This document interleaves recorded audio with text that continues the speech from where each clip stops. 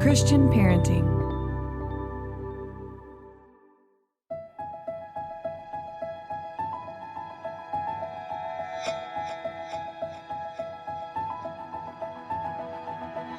Welcome to the Living Wholehearted podcast. We are Jeff and Terra Mattson, a husband and wife team who is shrinking the integrity gap in our own lives and helping others do the same. I'm a leadership and organizational development coach, and Terra is a licensed marriage and family therapist. We believe that if you have a following, you are a leader, and how you lead matters. Whether you are leading in the home, work, or community, we are bringing you biblical, clinical, and relational wisdom to help you in every relationship that matters most to you. None of us do this perfectly, but we are leaning into the reality of our humanity and profound wisdom of grace.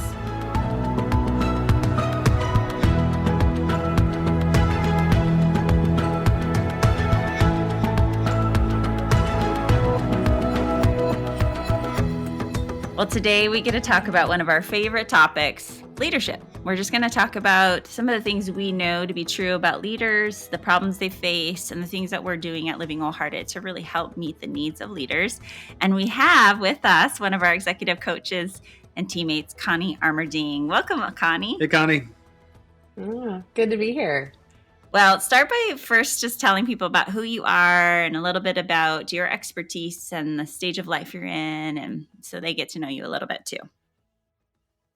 Yeah, well, my name's Connie, and I'm part of the Living Wholehearted team, and I am really passionate about helping leaders just navigate all the various areas of their life to work and to be a wholehearted leader, to be integrated. I am a wife and a mom, and I'm a professional, and we're in a really busy season. So understanding there's lots of different facets. And so that wherever we go, there we are, that we need to be the best version of ourselves to the people that matter the most to us is something we say often at Living Wholehearted, and just working to be the same person in all the spaces we're in, and to have that be just a person of integrity. So I'm passionate about that in my own life, and it is a gift to be able to do this work, to walk us alongside leaders as they're navigating this real time. Thanks, Connie. Well, I'll tell you a few things about her. She is a writer. You can find some of her writings and links even on her bio on our website and on her website. But she's a beautiful storyteller and passionate about people's stories. But she also has just a wide variety of backdrop, which really helps the leaders she comes alongside, whether that's been planting a church and being a part of nonprofit and the growth of developing that all the way over to the marketplace. And it's just been fun to get to partner with you, Connie. Connie, remind me and remind us of what your graduate degree is. I am a Wheaton grad, Wheaton alumni from Wheaton College. So I did my undergrad in interpersonal communication, and then my graduate work in leadership and evangelism. That's it. Yeah. All right. So yeah. She's amazing. All right. Yeah. Go Thunder. She's a pretty smart gal. Okay. So one of the things, Connie and I have been able to do some of these women cohorts together.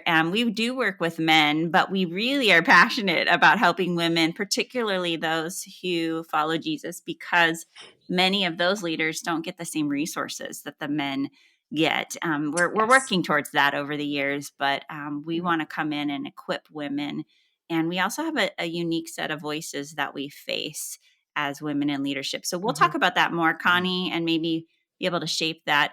Jeff, why don't you share a little bit about your expertise and your backdrop? Most of the time people don't hear.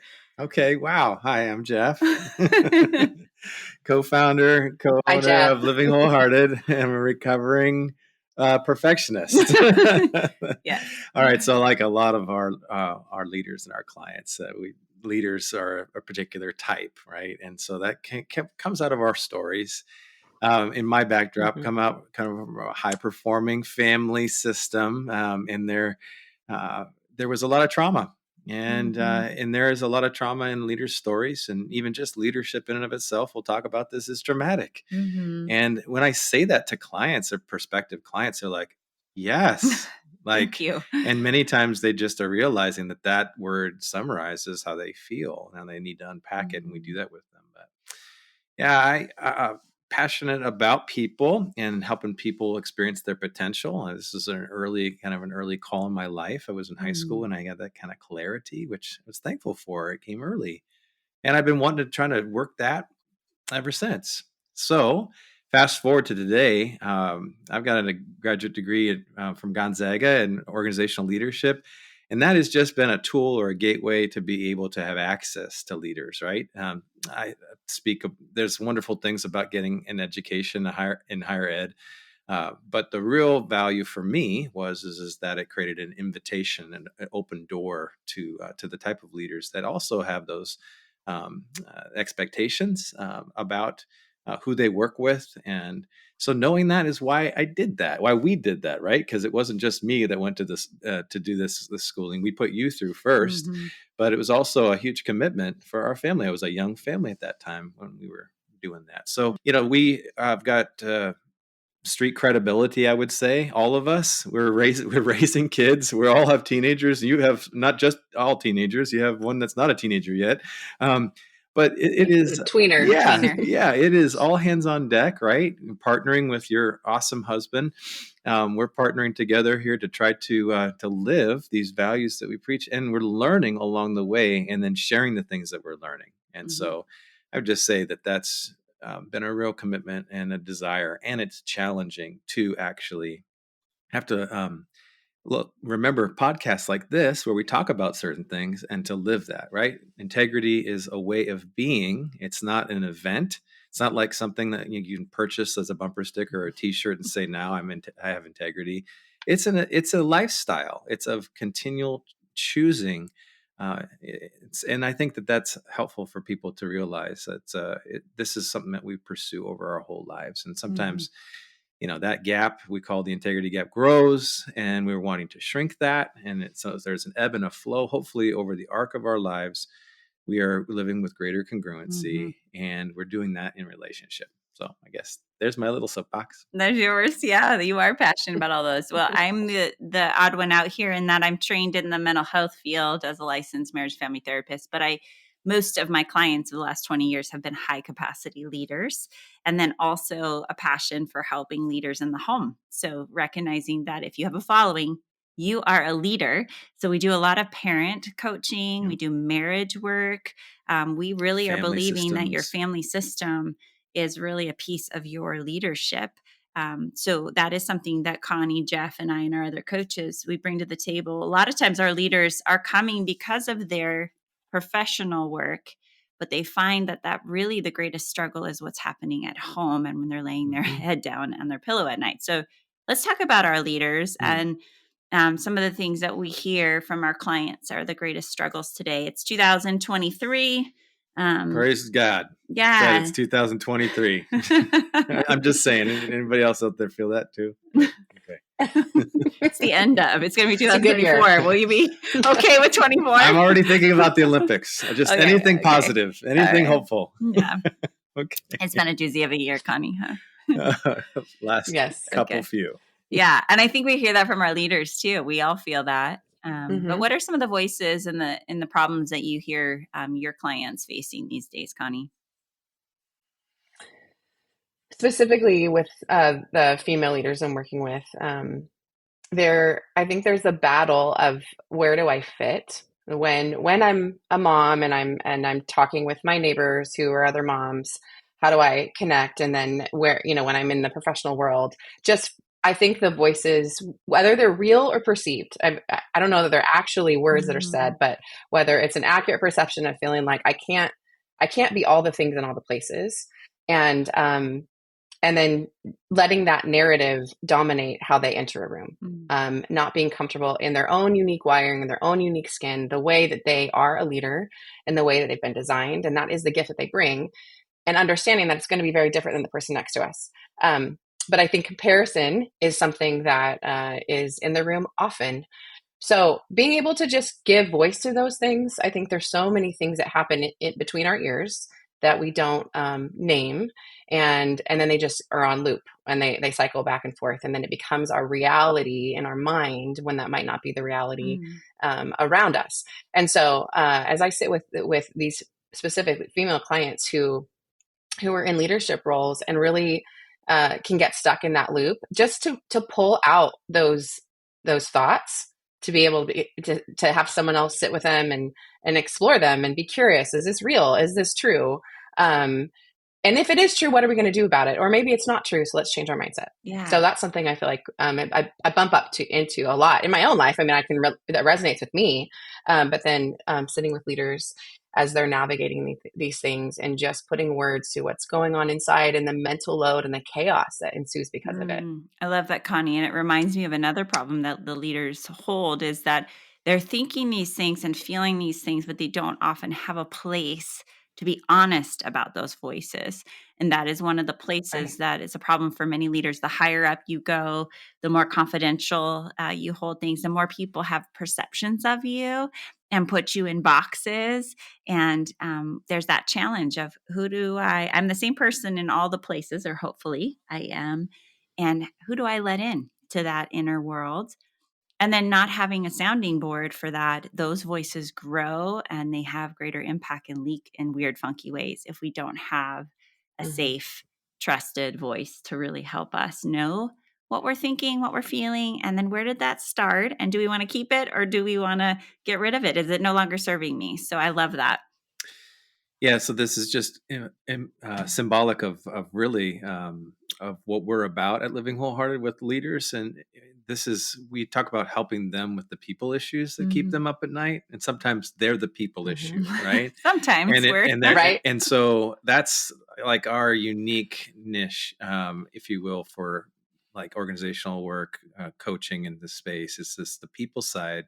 And helping leaders in that space. And one of the things that's just been a recurrence of theme for me and my clients that I'm working with is just order of life. And so many are they just describe their day as one fire after another that they're putting out, and they've lost perspective on the time and the way they spend their time. The day goes fast or it goes really, really slow, but and they have nothing left in the tank to come home to give what we would say, as you alluded to, Connie, is just like trying to save some of the best for those you love the most.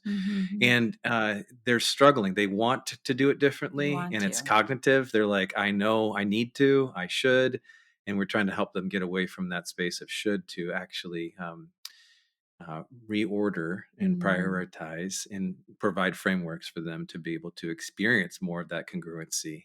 But it's so common that how difficult it is. And even what you said, Connie, actually really as a male listening to this, I'm mindful of the fact that I remember when Terra was sharing with me some book about differences between men and women, and women are like spaghetti. I think. Oh, this is a long time ago. I think this was right. It's an old school book. Everything's connected, and I'm just remembering this right now in the moment. And men, generally speaking, and these are generalizations, right? There's exceptions to all this. It's based on our neuroscience. Men generally are able to, or just tend to compartmentalize, and there's some strengths and minuses like to waffles. all of this. Okay, there we go. You're only in Shout one out waffle. to the author of Spaghetti and Waffles, whatever it is. Okay, I think it's Mars versus Venus. Yeah. But just as a guy listening to that and listening to you share about the mind space, I would just say, gosh, whatever we can do. Yes, thank you for helping women not to compartmentalize, not to become like guys in this way. We want you to be who you are and to be able to uniquely show up and be more congruent. And you, in many ways, women teach men how to do this and healthier. Like I remember in grad school, speaking of grad school, because we asked about our grad experiences, I remember reading a book about women in the workplace who were the leaders, women in leadership. They ran organizations, and there were case studies after case studies about how they were leading these organizations that had a totally different flavor as to how corporate worked, and they were successful case studies. And it was just like, oh, this is really cool. And I've had strong women in my life, so I appreciate the fact that there's giftedness there and there's but the way and approach. So just as a guy, hearing what you shared, it was like, oh my gosh, yes, please, ladies, do not become more compartmentalized like your corporate male counterparts. That's not the answer.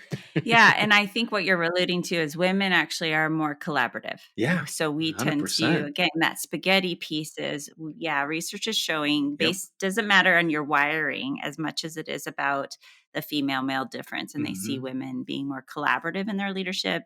There's Huge a strength. democracy. We want to have a little more team effort, whereas there's a more hierarchical type of leadership coming from traditional male. But I think that's shifting over time with the cultural awareness, and we are just trying to help leaders be more aware what kind of leader they are and not have to fit any sort of cultural norms, but saying this is your fingerprint because of your story, because of your wiring that we use the core values index, and because of your particular call and passions, that you're the only leader out there like you. So we need to help you live in congruency with who you are in the design, and that'll create less stress, more relief, more margin, and less pull from all the expectations and voices of others. Connie, what do you think about that? Yeah, what's coming to mind is just as we try to figure out our unique lane as a leader. There's so many great examples out there, but we're not, like to your point, Tara, we're not them. So, or we're all unique.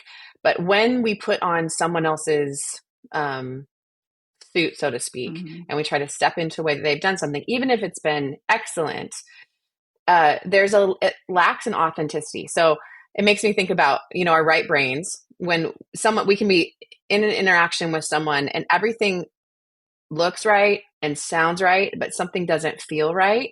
And just that we can experience that with someone when they're doing something that's not fully integrated to the gift that they are. And so I think there is this understanding of to step into your own skin and to embrace that, to embrace all of the gifts that you are, that is a unique fingerprint from the person next to you. And then to be excellent in that, to fulfill your potential there.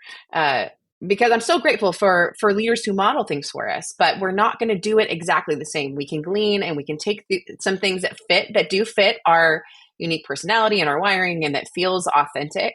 But when we try to just take something and cut and paste it, even if we're working so hard, even if we're crossing every T and dotting every I and we're so committed to excellence, it still doesn't work. So this process of really stepping into your own leadership style, embracing that, and knowing that is the greatest gift you can give people around you. And they feel that on every level, not just in what you're saying and how you're showing up, but just that you're telling the truth with your whole self.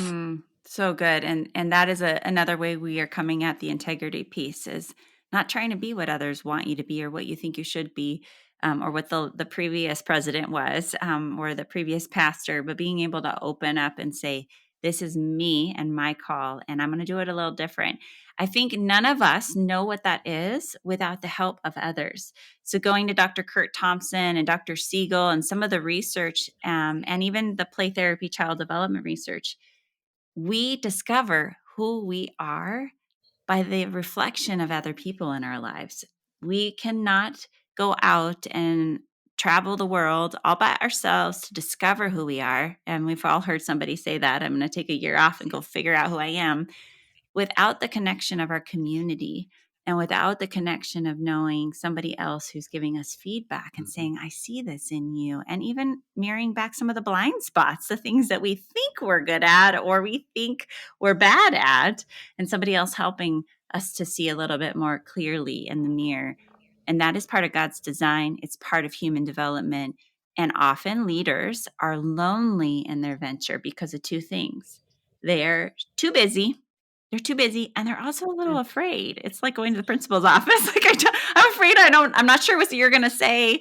And, but I think we hear that most often is leaders are nervous to get into this process because they're like, I don't know what you're going to mess with. And honestly, healthy leaders always have somebody in their life who's helping them see themselves more clearly for the sake of all those that are following you. And we provide an environment for them that is safe. And grace-filled. We're not attached to their livelihoods and or the people that they have to see in their workspace every day or report to, for example. There's no strings attached essentially to their livelihood, which allows them to be able to unpack and unload. And in a highly confidential space, and we steward that trust, they get a chance to just breathe a little bit more and unpack and sort through. And And that's the service that we provide as we walk alongside them and to help them grow in their ability to be more of the leader that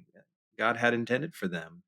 And then to hopefully grow in health and wholeness in that will impact the systems that are beneath them or around them that they oversee and that are impacted by them. And yeah, so we're one leader at a time here. We're just trying to make a dent in this, creating more healthy systems, God willing, as we get to engage them, as we hear their story and help them understand their wiring, and point them to what is healthy. Yeah, so I want us to get a little deeper into some practical stories. So I want you both to think about someone or a situation or an org where there was some awareness by your coaching and some help.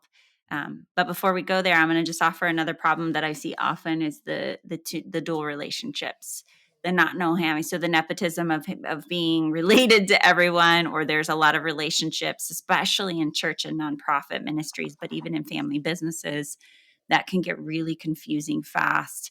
I just sat with a leadership team from a local church as we were talking about how to handle some integrity gaps of a previous pastor, and so many of those dual relationships that are entangled, and they're not sure what do I say, who do I say this to, who I don't say this to, because the Thanksgiving dinner table and my Sunday morning church family is all intertwined with my job. And so it's a little trickier for ministry leaders, those in the church, than the business world. But it is something that we have a common struggle that we hear quite a bit from leaders. And how do we untangle what is healthy and what is not healthy, and where boundaries need to be put in place? So that's another problem that I'm throwing out that we hear from our leaders that we help with. We help them untangle and to get clearer along the way. Can you think of a story, Connie, of a client of yours where she has experienced some intentional growth that can give us some tangible examples? Yeah. Yeah. So a couple things come to mind. Just I like that you have the buckets of a ministry context versus corporate world, because there's similarities, but there are clear differences. So in a ministry context, this growth curve of stepping into a role that is set for her, that she's qualified for and is executing. But because of all the dual relationships, the leadership structure and the reporting structure kind of got, just maybe intertwined. So the clarity to say the position is not based on who's in it. The position has a flow chart. It has really specific things. It has reports and a way of doing things, and that you don't overlay. You're able to pull apart those dual relationships of knowing who someone is and who they're connected to and how they're invested in relationships within the community is separate than the job they're called to do. And then just giving language and working to clarify those lanes so that there's not the enmeshment or the entanglement that can tend to happen. And then as a female leader, oftentimes a growth opportunity is to use your voice and to say, I'm capable of this. And I have more than enough qualifications to do this thing, and to really separate. Again, it's not about gender, or it's about the job. Am I the right person for the job? If I'm the right person for the job, then this is what this looks like. And just having there be clear distinctions on a leadership lane, and then also using your voice to communicate what is seen clearly and to step into the full authority of the position that's been given to you. Yeah, using your voice is a key piece. Finding what it is that I think, what I feel, what I need, what I want, and then actually acting on that is a huge piece, particularly for female leaders. But there are even emerging leaders, male, female, that are growing in that place, depending on their backdrop. If you grew up in an environment or have worked in an environment where your voice wasn't valued, that gets even scarier for you. So, Jeff, what about you? What's an example from your work and clients where you've seen some intentional growth from an entering problem, presenting issue, to some of the ways that you saw that growth happen? Yeah, one of my clients, I guess one thing that comes to my mind is just that they were struggling in where there was a culture of triangulation, and they were recognizing in a subset of the organization a pattern that was emerging, and they didn't see that initially. They just came in with the presenting challenges, and it became clear that as we began to add the other voices into the equation, that's exactly what was going on. And through the process of bringing the right people into the room and hear one another, and then facilitating basically the clarity about this triangulation that was beginning to impact and spread, actually, that they were able to identify that there's some commitments we need to make within this small circle here to keep content here within this circle, and to not to go to other circles outside of that.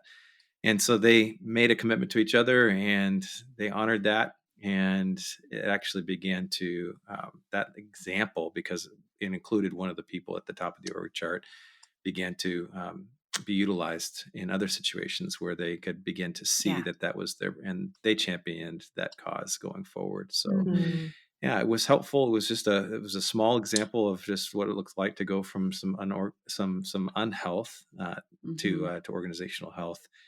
And it was privileged to be able to help them to see that. Sometimes you can't really see that when you're in it, right? You need somebody outside, and that's where coaching can be so helpful.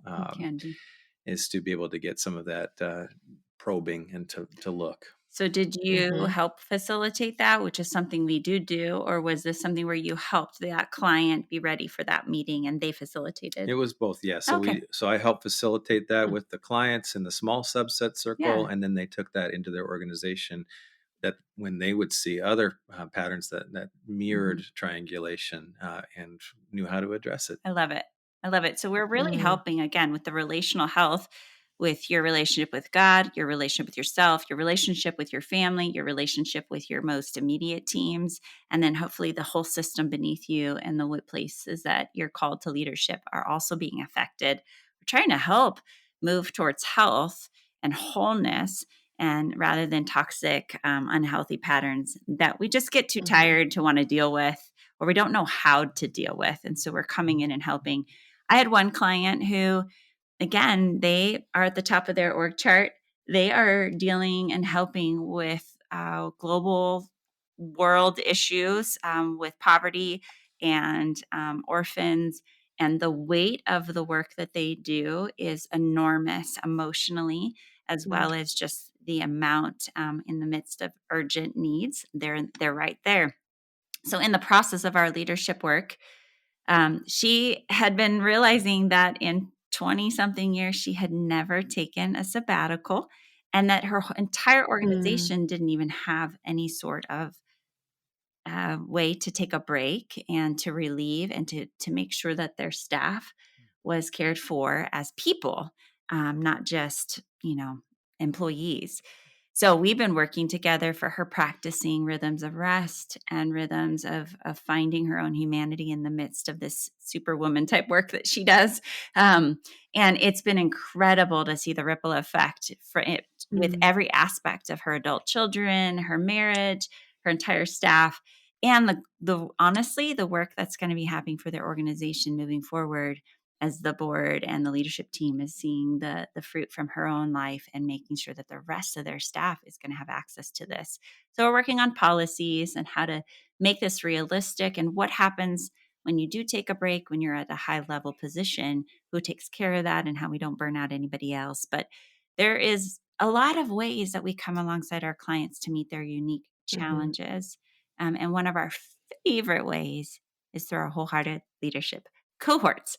Now, Connie, why do you like the cohorts? What have you seen happening through these cohorts as you've watched this process happen with an intentional wraparound of one-to-one coaching, group sessions, and our retreats? It's a joy and a privilege to see clients kind of unwrap this gift of bringing in a trusted voice, one-to-one, working through their story, really putting voice to the things that they maybe shouldn't have in these other contexts, to really come to terms with those things, and then to surround it with other leaders who are on the same journey, other high capacity leaders who are ready to do this work. Often, as leaders step in to do this work, it's always transformational, but sometimes it's lonely because the people around you aren't growing at the same level. And so I would say this cohort is this beautiful, safe container to journey alongside the transformation that God is inviting each leader to individually, but then to do it collectively, and that they get to learn from other people. They get to see that they're not alone. They get to be encouraged by other leaders who are doing this same work, who are invested, and who are going to be in their lives from this point on. I don't know to what capacity. Some relationships go really deep, and some are together for a season, but there is relationships that are established, and there is a community of people who are growing together, who are learning together, who are testifying to this transformative work, and it just reaps a beautiful harvest. So it's transformational to watch it and to be part of it, to see what happens in the room. And it's really hard to put language to it specifically, but it is really beautiful for people who are making the personal investment. And then at the same time, they're coming together with others who are ready to make that investment. And then something beautiful grows. Yeah, I would just say that that you mentioned story, and we ask leaders to share and prepare their story to share. We know that actually that in doing that with one another and hearing and sharing, it's impacting their neuroscience, right? It's impacting their brain wiring, and it's help them to integrate more, right? Which is the whole purpose. Why do we look back? We look back so that we make sure that there's nothing in the past that's impacting the present in a negative way, or that would impact the future if we left it unchanged, right? And so in this container, I love this little word of the container. It kind of is like this little special time of a cohort, right? Where God is drawing people to these things, and then we get to help be a part of this experience and to bear witness to this, and to help provide a framework for them to share their story. And then we take them deep into their wiring to understand how wiring impacts everything, and their ability to live more authentically, and also to lead and to notice others in their space, and how wiring and the impact that we have on one another, so that we can help them with their relationships all around, at home, at work, and in the community. So it is a privilege. We utilize resources and equip them with skills, and it's fun to see the light bulbs go off over and over and over again. The purpose is at the end of this is that people are living and leading more from a place of congruency, integrity, and that is going to impact the systems that they represent, right? If they're healthier, it's not a guarantee, but that the others that are around them and underneath them in their leadership hopefully have a better chance of experiencing health. I love it. I'm going to let you two end with a word of encouragement. But before I do that, I want to share with some of you about what others are saying that have gone through the cohort. I actually had a client reach out and say, you know what, I really want to do this cohort, but I've done a lot of cohorts. And so I'm like, I don't know, what's the difference? And we hear over and over those that have done other leadership type cohorts. The integration work is very different. And here's why. It's the length of time. We're taking from a trauma-informed mental health, understanding how change actually happens, also with spiritual formation, knowing that a slow and steady drip is actually going to create long-lasting change. Anything fast is actually going to just be quick, but it won't stay. It's like a rubber band. It'll bounce right back. So we hold the tension for at least a year in our women's and men's cohorts, and in 2 years in our co-ed cohorts, where couples can come in or individuals can come in, but you're with men and women. And so that's a beautiful combination. And we are integrating mental health, leadership development, spiritual formation, and that trauma-informed aspect of leadership, knowing that we're trying to help you develop from the inside out. Yeah. So a lot of cohorts on leadership are giving you skills. We're going to give you skills, as Jeff mentioned. We give you lots of skills. We got skills. I'm thinking Napoleon Dynamite right now. Okay. We got skills, but we also skills. Okay, sorry. Yeah, we're on a sidetrack. We might have dated ourselves there. But in terms of thinking about the holistic approach, I heard one of the leaders at the end say they recognize that who they are matters more than what they do. They entered into the cohort with their identity wrapped up in their title and in their contributions and in their productivity. And by the end, they were freed up to say, you know what, no matter what my title, no matter what my assignment, who I am is what matters most in the greater spectrum of things. And one of the cohort members said, the Living Wholehearted Leadership Cohort tends to your soul. And it's hard to find resources like this one for leaders. It's a safe and honest environment to grow fully into who God has made you to be. And isn't that interesting? As leaders, we often don't get that space to grow. We're constantly thinking about everybody else and the demands on our plate. And so this provides margin. And that was the CEO of a nonprofit, an NGO, a large global nonprofit. organization. Yeah. There's a lot of feedback here, but one says this has given me time to reflect, become more self-aware as a leader, to reconnect with the Lord, myself, and my deepest motivations, and to get connected to that. This was time well spent.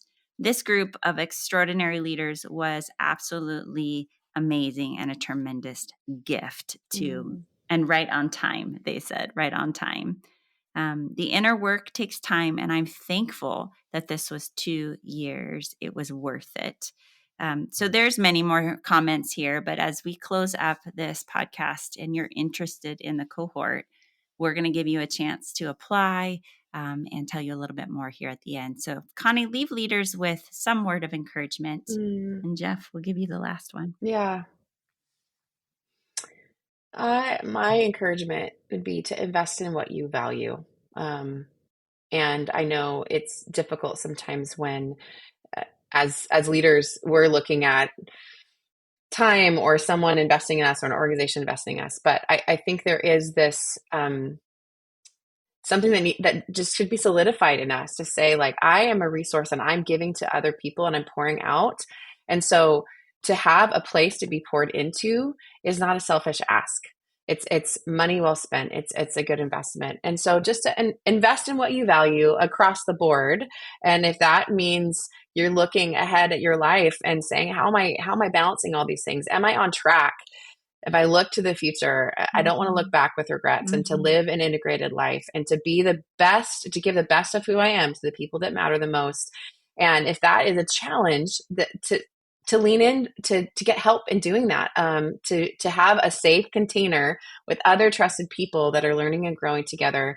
Because these things, you can want something to happen, and then if you don't invest in it and spend the time, it's probably not going to happen.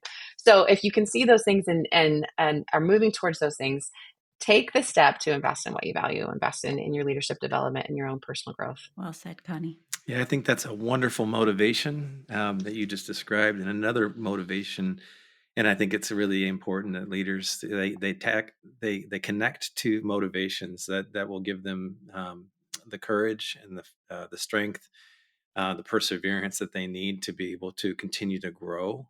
It's the leaders that don't continue to grow, but are just reacting all the time. We have to do something about these things. And there's so many options now. And at Living Wholehearted, we try to create a lot of options for people. So if you're in the thick of it and you got a free podcast, we have 200 some episodes that are free that you can just connect to, that in your busyness of raising littles, or and perhaps at the same time also leading a whole organization. And so there's books, there's the level of investment is, there's so many options that give you the chance to engage. So the cohort is a big investment, but it is so worth it, as you're describing. Yeah. And we need to have, I think, the healthiest leaders that I've been around and that I love to work with and see are those that are they have a continual growth pattern, right? They just want to keep growing. They have a habit. It's a lifestyle of learning and of engaging and of soul care and self-care. And it's not selfish. I'm so glad you said that. Actually, it's so Mm-hmm. find the motivation that you need to become a better leader so that you can empower others and you can live more whole. When leaders do that, when they actually, we say, get their baggage down to carry-on size, do that hard work, right? They are more free to actually help others rather than using others to get needs met in unhealthy ways. So it's totally a beautiful motivation to grow so that you can serve actually and help others, empower others. And it's worth it 100%, like you said, Connie. Yeah. So wherever you're at in your leadership, you're worth this. And honestly, people ask, really, time's probably a bigger issue for people. And it's a pretty minimal. We're all leaders. Connie, Jeff, and I, we got a lot of things that are on our plate. We're not trying to overload you. So it's one group session a month. And then you get to schedule your own individual appointments. It's virtual if you're out of Oregon. You can do in person if you're locally in Oregon. And that's on your own time. And then we just do 4 retreats throughout the 2 years. And we keep the homework low. We know the transformation's happening within the relationships and in the time that you give to these. And we trust the process. This has been thought out. Just like a trainer who would help you get to your goals, we already have kind of this system, this vehicle in place, and then we attune it to you and your starting point. And it's done with grace and the shame that keeps people from wanting to do this. I've heard people be like, I don't know, Terra, you guys wrote the book on integrity. I'm nervous to come and sit. And I'm like, oh, seriously, integrity is simply about being honest. And you'll even learn a lot about us coaches and the reality of our own leadership. So check it out. You can learn more at livingwholehearted.com/cohort. There'll be a link also in the show notes if you want to learn. And I would say apply. If you're interested, don't let time or money stand in your way. Just apply and let's see if you'd be a good fit for this next cohort. We do only take 10 to 12 in each cohort, so we do have to sometimes recommend another cohort or another season for you. But don't let time or money stand in your way. Apply and let's see what happens.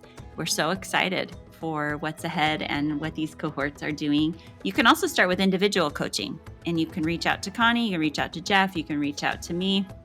We've got other coaches that are available, podcast, or you can pick up our book, Shrinking the Integrity Gap, and start there.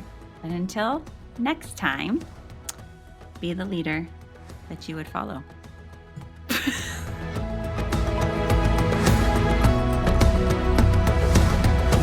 This podcast is powered by Living Wholehearted, Courageous Girls, and the Christian Parenting Podcast Network. Thank you for joining us in this critical movement of shrinking our integrity gaps between what we preach and live.